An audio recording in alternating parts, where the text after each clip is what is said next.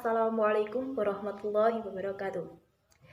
Alhamdulillahirabbil alamin wa bihi nasta'in wa ala umuri dunya waddin. Wassalatu wassalamu ala asrofil anbiya'i wal mursalin wa ala alihi wa sahbihi ajma'in. Amma ba'd. Puji syukur kehadirat Allah Subhanahu wa taala yang dengan limpahan rahmat taufik serta hidayahnya sehingga kita masih bisa melaksanakan perkuliahan daring ini dengan keadaan sehat walafiat. Alhamdulillah. Salawat wassalam, semoga selalu tercurah limpahkan kepada junjungan kita Nabi besar, Nabi agung, Nabi Muhammad Sallallahu Alaihi Wasallam yang selalu kita nantikan syafaat beliau di yaumil kiamah. Amin, amin ya robbal alamin.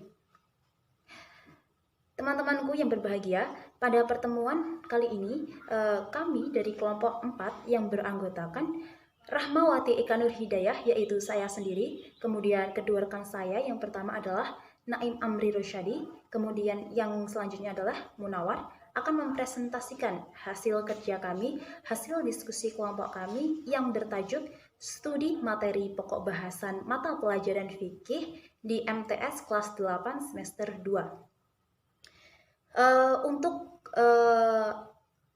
kelompok kami ini ada 8 bahasan.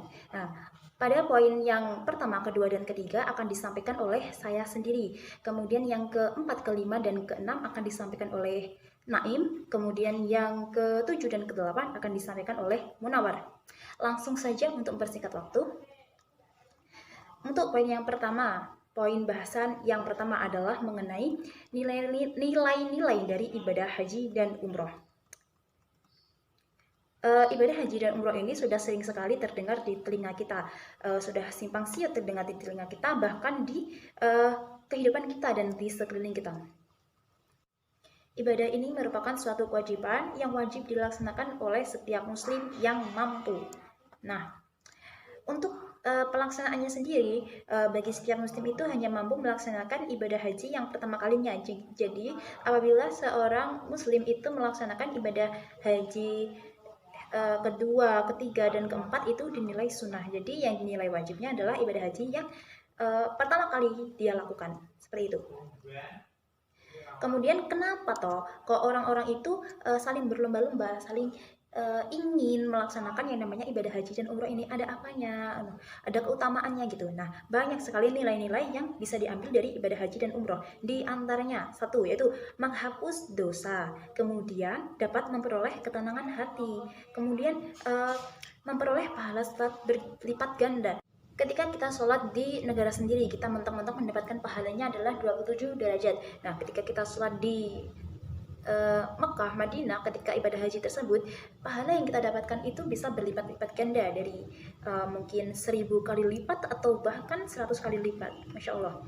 Kemudian nilai-nilai yang selanjutnya adalah dapat meningkatkan iman dan takwa, dan masih banyak lagi sebenarnya nilai-nilai yang terkandung dalam ibadah haji dan umroh ini. Baik, untuk poin yang selanjutnya adalah poin mengenai hikmah dari bersodakoh, hibah, dan hadiah. Ketiga kata ini juga tidak asing bagi telinga kita, ataupun kita sering sekali mendengar kata-kata ini, sodakoh, hibah, dan hadiah. Lantas apa saja hikmah dari sodakoh, hibah, dan hadiah ini? Untuk yang pertama adalah hikmah sodakoh. Hikmah dari sodakoh diantaranya adalah meringankan beban orang yang membutuhkan, kemudian dapat mempererat tali silaturahmi antar sesama, kemudian dapat meredam kemarahan Allah, dan dapat menjadikan umur kita panjang atau barokah. Kemudian hikmah dari hibah. Nah, hikmah dari hibah sendiri adalah menumbuhkan rasa kasih sayang antar sesama, kemudian dapat menumbuhkan sikap saling tolong-menolong, kemudian juga bisa mempererat tali silaturahmi, dan bisa menghindarkan diri dari malapetaka, dan masih banyak lagi hikmahnya. Kemudian yang ketiga adalah hikmah dari hadiah, yaitu bisa mempererat tali silaturahmi antar sesama juga, kemudian juga bisa menumbuhkan sifat dan sikap kasih sayang antar sesama, kemudian juga mendatangkan rahmat Allah Subhanahu wa taala dan menjauhkan dari murkanya. Kemudian kita bisa mendapatkan pahala, dan juga masih banyak lagi hikmah yang didapatkan dari hadiah ini. Nah, untuk poin yang ketiga adalah mengenai ketentuan dari sedekah, hibah, dan hadiah. Yang pertama adalah sedekah. sedekah ini sudah sering sekali terdengar di telinga kita, ya kan? Nah, pengertian dari sedekah sendiri adalah memberikan sesuatu kepada orang lain dengan mengharapkan ridho Allah Subhanahu wa Ta'ala. Hukum dari sedekah sendiri adalah sunnah. Untuk bentuk-bentuk dari sedekah sendiri juga ada banyak sekali, seperti halnya memberikan sesuatu berupa materi, mengajak kepada amar ma'ruf nahi mungkar, dan bahkan sedekah yang paling mudah adalah berupa senyuman kepada sesama. Kemudian untuk rukun dari sedekah ada 4, yaitu orang yang memberi, orang yang diberi, barang yang akan diberikan, dan ijab qabul. Nah, tapi teman-teman, kita juga harus perlu mewaspadai. Nah, kenapa? Karena ada hal-hal yang bisa membatalkan sedekah ini. Di antaranya yang pertama adalah alman, yaitu mengungkit-ungkit barang yang telah disedekahkan. Kemudian al-aza, jadi dia itu menyakiti, dia bersedekah tapi dengan niat menyakiti orang yang akan diberi sedekah itu. Kemudian aria, yaitu dia bersedekah dengan niat memamerkan apa yang disedekahkan itu. Kemudian yang selanjutnya adalah hibah. Pengertian dari hibah sendiri adalah memberikan sesuatu kepada seseorang atau kelompok tanpa mengharapkan imbalan, ataupun dengan kata lain secara cuma-cuma. Hukum hibah itu sebenarnya adalah mubah, yaitu boleh. Tetapi jika dia melakukan suatu janji hibah karena dia pernah berjanji sebelumnya, maka dihukumi wajib. Dan apabila dia hibah dengan niat mendapatkan imbalan, maka dihukumi makruh. Dan apabila barang yang diberikan itu digunakan untuk kemaksiatan, maka dihukumi haram. Seperti itu. Nah, untuk rukun hibah sendiri juga sama, yaitu pemilik barang yang akan dihibahkan, kemudian orang yang akan diberi hibah, kemudian ucapan penyerahan barang, dan barang hibah itu sendiri. Untuk syarat penerima hibah yaitu mempunyai hak untuk memiliki barang tersebut, dan kedua, penerima hibah itu bukan seorang anak yang masih di dalam kandungan, begitu. Untuk ketentuan hibah sendiri ada 2. Bila hibah diberikan kepada anak, maka orang tua itu wajib berlaku adil kepada setiap anaknya. Dan apabila hibah itu diberikan dari orang tua kepada anak, maka orang tua bisa menarik hibah itu. Kemudian yang ketiga adalah hadiah. Pengertian dari hadiah sendiri adalah pemberian sesuatu kepada orang lain tanpa mengharapkan balasan, atau tujuannya itu untuk memberikan suatu penghargaan, seperti itu, atau kasih sayang juga bisa. Nah, rukun hadiah itu ada 4 ya teman-teman. Yang pertama adalah orang yang memberi, seperti tadi, orang yang diberi, kemudian barang yang akan dihadiahkan, dan adanya ijab qabul. Mungkin itu presentasi dari saya. Untuk selanjutnya akan diteruskan oleh rekan saya, yaitu Naim Amri Rosyadi. Sekian dari saya, terima kasih. Baik, materi selanjutnya yakni simulasi tata cara sedekah, hadiah, dan hibah. Yang pertama, tata cara sedekah, yakni memberikan sesuatu dalam bentuk materi kepada orang lain, berbuat baik dan menahan diri dari kejahatan, amar ma'ruf nahi mungkar, lalu memberikan senyuman kepada orang lain, itu sudah menjadikan sedekah. Yang kemudian, tata cara hibah dan hadiah. Bila hibah tersebut diberikan kepada anaknya, orang tua kepada anaknya, maka hibah atau hadiah tersebut harus dibuat adil oleh orang tua. Maksudnya adil yakni jika kadarnya melihat usia anak tersebut, jika SMP atau SMA masih diberikan uang jajan yang banyak daripada anak yang masih berumur dini. Ya, kemudian manfaat mengonsumsi makanan halal dan thayyib. Makanan halal dan thayyib bisa memudahkan kita agar doa kita terkabul, kemudian menjadikan melakukan ibadah menjadi ringan, kemudian hati menjadi tentram dan sebagainya. Kemudian sikap selektif. dan hati-hati sebagai implementasi dari pemahaman tentang makanan dan minuman yang halal. Baik, yang pertama yakni kebersihan dan kesuciannya. Di sini kebersihan dan kesuciannya harus dipantau agar dalam makanan atau minuman tersebut masih tercampur virus atau bakteri yang terkandung di dalamnya. Kemudian sumber makanan sudah pasti, lalu tidak merusak fisik atau mental tubuh kita lihat dulu. Kemudian tidak mengandung unsur syubhat. Maksudnya syubhat yakni makanan atau minuman tersebut masih diragukan dalam arti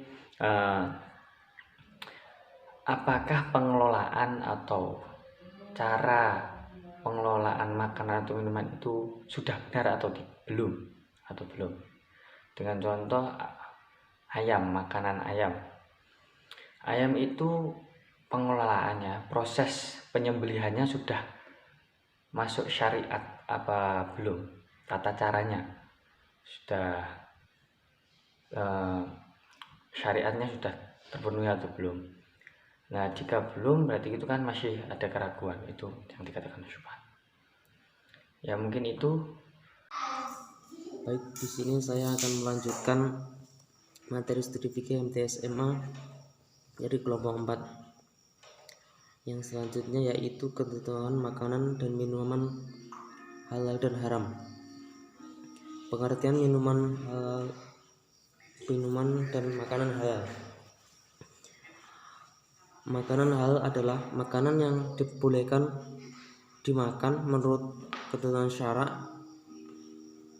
atau segala sesuatu baik berupa tumbuhan, buah-buahan, binatang pada dasarnya adalah halal dimakan, kecuali apabila yang diharapkan pada nas Al-Quran dan Al-Hadis.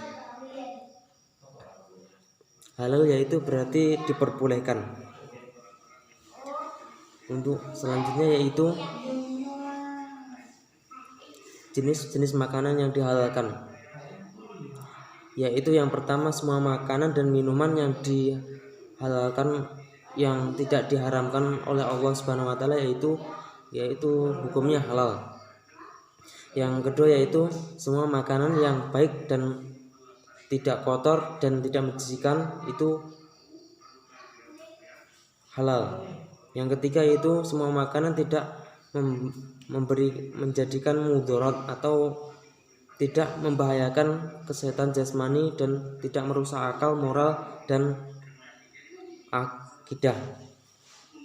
Yang keempat yaitu binatang ternak seperti kerbau, kambing, ayam dan lain-lain. Yang kelima yaitu bangsa belalang, yaitu belalang itu halal. Yang keenam yaitu binatang hasil buruan dari hutan, yang mana yang dianjurkan oleh dalam Al-Quran. Yang selanjutnya itu poinnya yaitu ketentuan makan dan minuman yang haram. Haram artinya dilarang. Jadi makanan dan minuman yang haram adalah makanan dan segala minuman yang diharamkan dalam Al-Quran maupun hadis. Jenis-jenis makanan dan minuman yang diharamkan. Yang pertama yaitu jenis makanan yaitu daging babi.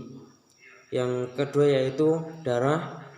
Yang ketiga yaitu homer. Yang keempat yaitu semua jenis burung yang bercakar. Yang kelima yaitu semua binatang yang semua binatang buas atau bertaring. Yang keenam yaitu binatang yang diperintahkan supaya disembelih namun tidak diatasnamakan dengan membaca basmalah. Yaitu yang ketujuh binatang yang dilarang dibunuh, seperti semut dan lain-lain. Yang kedelapan yaitu binatang yang buruk atau menjijikan. Yang kesembilan yaitu semua makanan bermudarat terhadap kesehatan manusia, baik itu jasmani, rohani maupun akidah. Yang poin selanjutnya itu haram lighairihi atau makanan yang haram karena atas faktor, yaitu yang pertama itu bangkai. Semua bangkai itu halal kecuali belalang dan ikan. Yang kedua itu binatang yang disembelih tanpa membaca basmalah. Yang ketiga yaitu makanan haram yang diperoleh dari usaha yang cara zalim, yaitu seperti korupsi, mencuri, menipu, merampok, dan hasil judi atau yang lain-lain. Yang terakhir yaitu semua makanan halal yang tercampur najis. Jadi kalau makanan apa saja kalau tercampur dengan najis maka itu menjadi haram. Mungkin itu dari kelompok kami, ada kurang lebihnya mohon maaf. Wassalamualaikum warahmatullahi wabarakatuh.